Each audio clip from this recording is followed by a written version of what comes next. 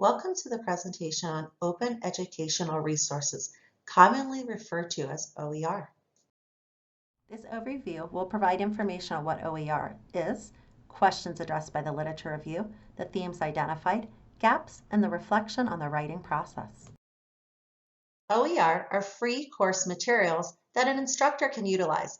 Many of them have copyrights that allow the instructors to edit them. Examples of OER are digital textbooks, videos, course modules, and evaluation tools. Since the early 1990s, textbook prices have continued to rise.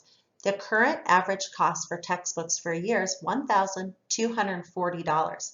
Watson et al. Surveyed students in 2017 to understand the impact of the cost of textbooks, and overwhelmingly, 71% of students stated that they do not always buy a book for a class. 42% stated they have difficulty coming up with the money. Students are making tough decisions whether they should purchase textbooks or try to complete the class without them. For me, OER is an important topic because I work at Stark State College. 72% of our students are part-time, and we have a large amount of Pell recipients. The Trellis Company surveyed our students in 2019 about their financial well-being. They found that 68% of our students worried about paying for school. 22% lacked a plan to pay for next semester. There were also comments about students having food insecurities and housing insecurities. Textbook cost is a barrier, so my goal is to help find a way to eliminate this barrier for students. The initial questions addressed in my literature review were, do student success rates change when OER replaces publisher content? What is the perception of OER for students and for faculty? Themes identified in OER research include positive impacts on student success, positive student perception, and positive faculty perception, but they need assistance in implementing OER.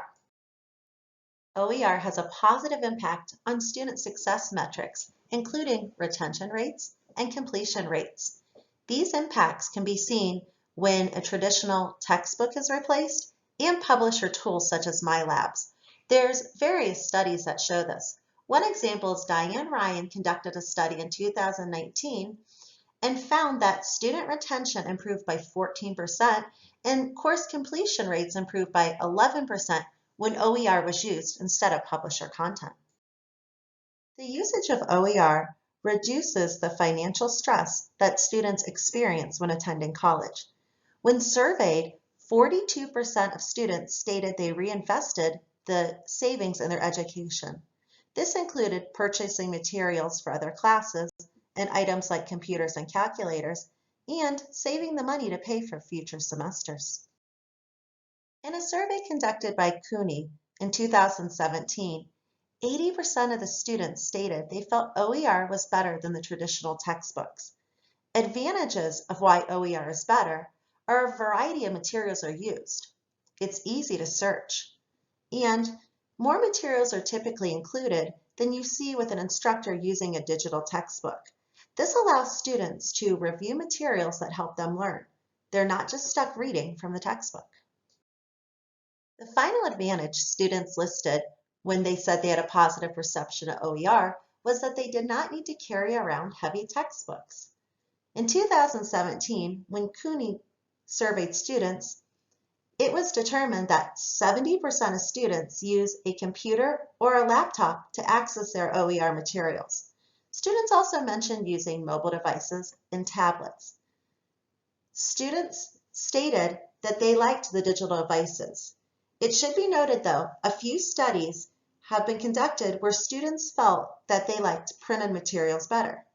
RIL found in 2019 that some students were still requesting access to printed materials. CUNY found that 16% of students were printing the OER materials for note-taking. Faculty that have used OER have a positive perception of it. They like that students have immediate access and that the course materials can be tailored to meet their learning objectives. Research indicates that faculty struggle with the time commitment for implementing OER. A good support system can help faculty. College librarians can locate resources and explain material and copyright usage of the resources. Instructional designers can help them incorporate the resources into their classes, ensure they are meeting learning outcomes, and help develop materials when none can be located. There were two identified gaps. The first was the impact for Pell recipient students. There have been two studies conducted. The first one, the DFW rates decreased by 4.4%. In the second study, final exam rates slightly increased. But there is not enough data to determine if the impacts are significant for Pell students. Since they have an 8% lower graduation rate than normal students, it's important that we understand if this could have an impact on graduation for these students. The second gap was for part-time students. Over half of the college students currently enrolled are part-time, so it's significant to know the impact of OER on these students. There was one study that concluded that DFW rates decreased and final exam scores went up by over 25% when OER was used. But more research is needed to determine if this is a typical impact for part-time students. I plan to conduct a study at Stark State College to understand the impact of OER on all students, and then specifically Pell and part-time students, to see if I can fill the gaps in literature. Since the beginning of this class, my writing process has changed. My organization of sources has gotten better, my citations in APA have gotten stronger, and I've learned how to reduce word clutter. I've been able to take what I've learned and implement it into the other class I'm taking. I feel more confident now when I'm citing things for that class. I believe that I will continue to improve in the future, and I'm hoping APA will become natural to me by the time I do my dissertation.